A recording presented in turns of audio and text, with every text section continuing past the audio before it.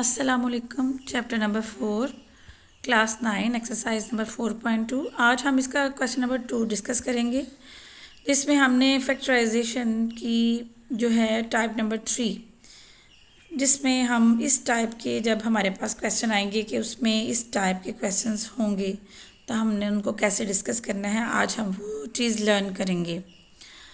आपके पास इस किस्म का एक्सप्रेशन आ जाए या इस टाइप का या इस टाइप का, तो हम ये मेथड यूज़ करेंगे। अब देखें, जैसे कि ये क्वेश्चन नंबर 2 का फर्स्ट पार्ट है x+1 x+2 x+3 x+4 +1। तो ये देखें, ये इस टाइप का क्वेश्चन आ गया आपके पास। हाँ, आपने उसको किस तरह से हैंडल करना है। हमने ये देखें, हमने क्या करना है कि ए को बी में जमा करना है और सी को डी में जमा करना है।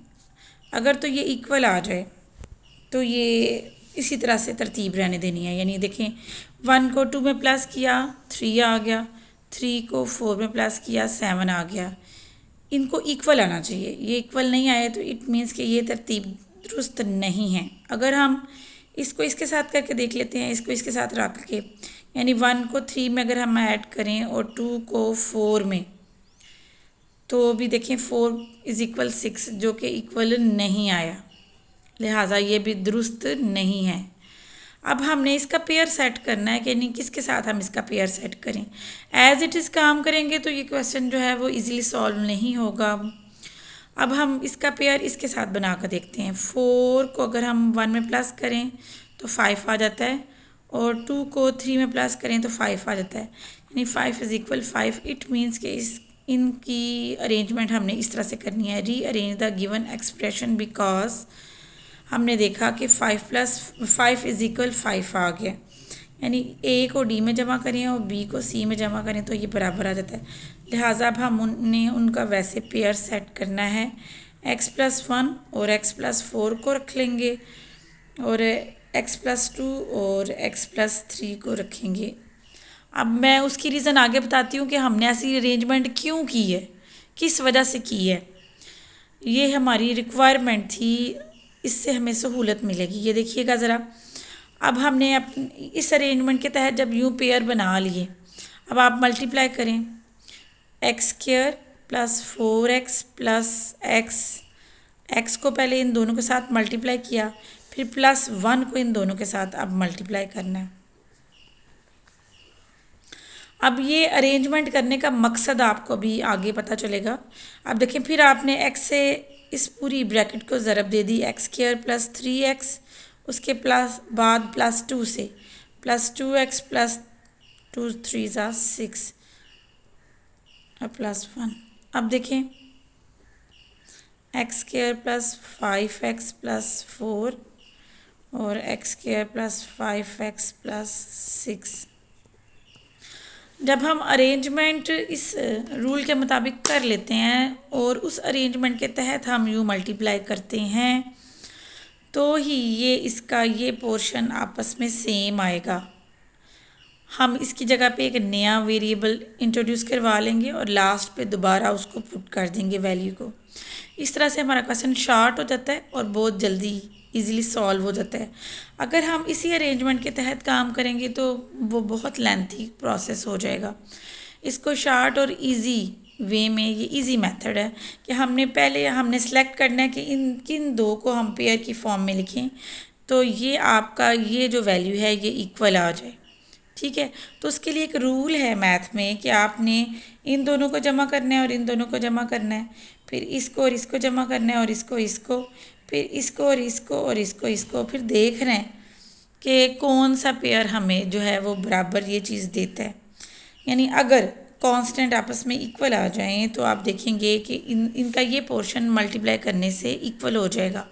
अब यहाँ पर हम लेट कर लेंगे एक नया वेरिएबल, x² + 5x की जगह पे हम ये y इंट्रोड्यूस कर लेंगे। अब देखें क्या बन जाएगा, y + 4 × y + 6 + 1। अब इनको आपस में मल्टीप्लाई करेंगे तो देखें, एक तो इसकी पावर कम हो गई है, पहले स्क्वायर था हमने उसको 1 पावर में लिख लिया, यानी इस तरह से ये इजीली सॉल्व हो जाएगा। हमने इसकी पावर भी एलिमिनेट कर लिया इस मेथड से, वरना इसकी पावर 4 बन जाती, उसको सॉल्व करना ज़्यादा मुश्किल हो जाता। अब हम इसको मल्टीप्लाई करेंगे सिंपल।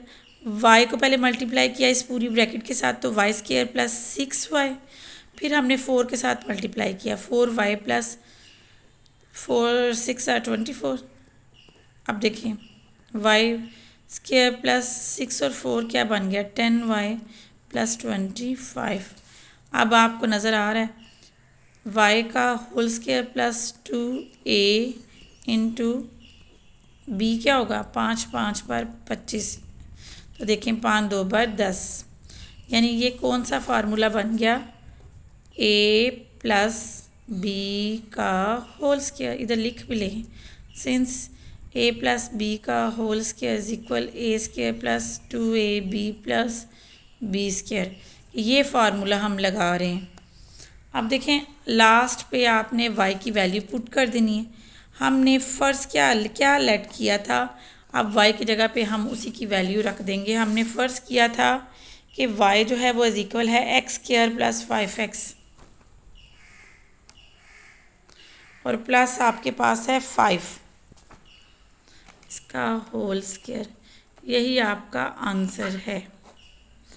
तो जब भी इस टाइप के क्वेश्चन आएंगे आपने उनको इसी तरह से सॉल्व करना है। पहले आपने देखना है कि किसका पेयर किसके साथ सेट होगा।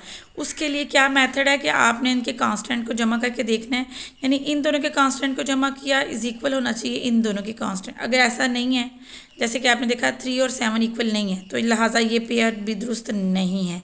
फिर आपने इन दोनों को करके देखा और इन दोनों को करके देखा, यानी 1 को 3 में प्लस किया और 2 को 4 में प्लस किया, तो भी आपने देखा 4 इज इक्वल नहीं आता 6 के।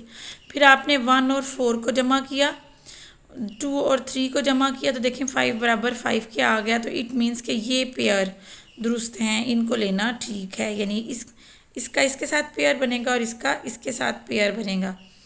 आपने रीअरेंज कर लिया एक्सप्रेशन को अपनी ज़रूरत के मुताबिक, ठीक है। अब अपनी रिक्वायरमेंट के मुताबिक हमने देखना है, सिलेक्ट करना है कि हम क्या मेथड अपनाएं।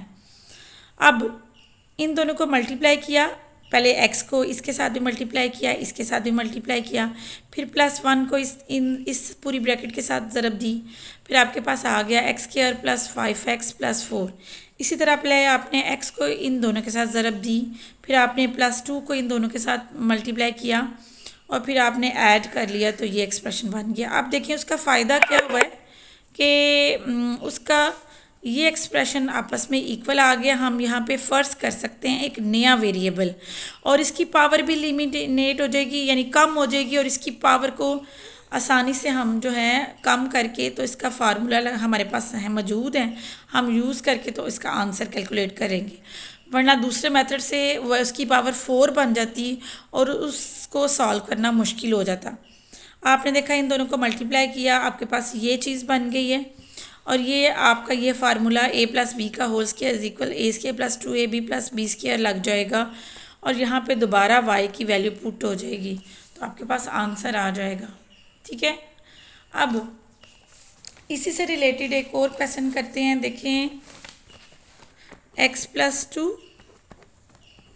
x plus 7 x minus 7 x minus 4 x minus 1 और प्लस 17। अब देखें +2 -7 इन दोनों को करके देखने लगे हैं, इज इक्वल -4 -1। अब देखें -5 इज इक्वल -5, यानी ये पेयर ही दुरुस्त हैं, इसको रीअरेंज करने की ज़रूरत नहीं है। अब पहले आपने x के साथ मल्टीप्लाई किया, तो x स्क्वायर -7x, फिर आपने +2 के साथ मल्टीप्लाई किया, प्लस माइनस माइनस 7 2 14। अच्छा जी, और इधर x square -x -4x minus minus +4 1 4 plus 17। अब देखें एक्स स्क्वायर -5x और -14, और यहाँ पे एक्स स्क्वायर -5x प्लस 4 और प्लस 17। अब आपने देखा ये चीज़ इसकी भी बराबर आ गई। Let x square 5x is equal y। अब आपने y पुट कर दिया, y minus 14 into Y plus 4 plus 17। अब इसको मल्टीप्लाई करें पहले y के साथ, तो y स्क्वायर प्लस 4y, पहले y को इस पूरी ब्रैकेट के साथ ज़रब दी, अब माइनस 14y और प्लस माइनस माइनस, और 14 को जब हम मल्टीप्लाई करेंगे 14 को जब हमने मल्टीप्लाई किया 4 के साथ तो आ जाएगा 4 4 पर 16, 1 हासिल 4 पर 4 5 प्लस 17। ठीक है, उसके बाद आपका बन जाएगा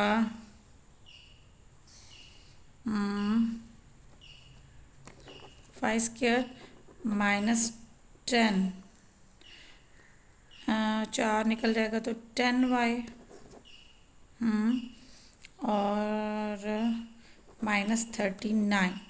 56 में से 17 निकलेगा तो माइनस 39 आ जाएगा। अब देखें, अब इसमें यहाँ पे माइनस आ गया तो लिहाजा इसको दूसरे मेथड से इसकी फैक्टराइजेशन होगी, यानी अगर आप उसको वैसे ही रहने दें प्लस 4y और माइनस 14y, बल्कि y square minus 10y minus 39। अब देखें उसमें हम क्या करते थे, a को c के साथ मल्टीप्लाई किया, माइनस 39y स्क्वायर।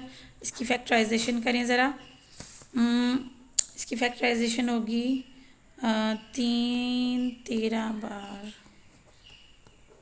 3 13 39 होता है।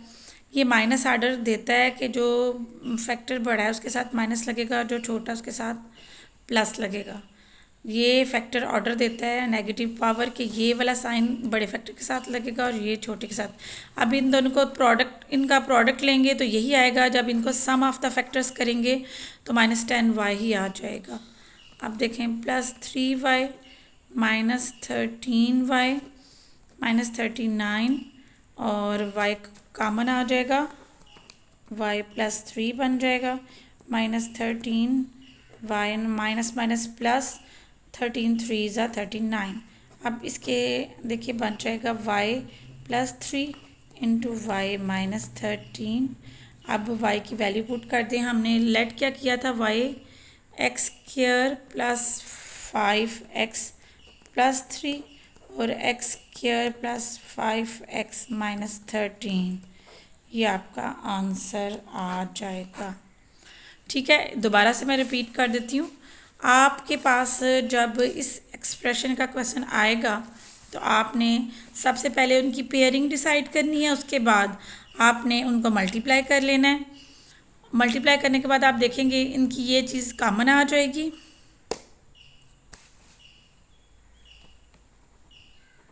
यहाँ पे माइनस आता है तो यहाँ पे भी माइनस आ जाएगा।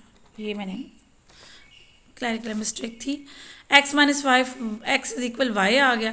अब आपने y की वैल्यू पुट कर दी उस इक्वेशन में, y minus 14 y plus 4 plus 17। अब आपने y को इस पूरी ब्रैकेट के साथ ज़रब दी, फिर प्लस 4 को इस पूरी ब्रैकेट के साथ माइनस 14 को इस पूरी ब्रैकेट के साथ ज़रब दी और प्लस 17। अब देखें y स्क्वायर माइनस 10y, 14 में से 4 निकला तो माइनस 10y, 56 में से 17 निकला तो माइनस 39। अब इसकी फैक्टराइजेशन होगी, a को आप c से मल्टीप्लाई करेंगे, माइनस 39 y स्क्वायर आ जाएगा। इसके दो फैक्टर हमने ऐसे बनाने हैं कि इनको product of the factors he answer आए और सम ऑफ द फैक्टर्स ये दरमियान वाला आंसर आना चाहिए। और माइनस है, ये जब नेगेटिव आ जाए, यहाँ पर माइनस आ जाए तो आपको पहले भी समझाया है कि हम ये माइनस हमें ऑर्डर देता है कि बड़े फैक्टर के साथ आपने दरमियान वाली अलामत लगानी है और छोटे फैक्टर के साथ उससे अपोजिट। अब ये वैल्यूज़ आपने बीच में पुट कर दी।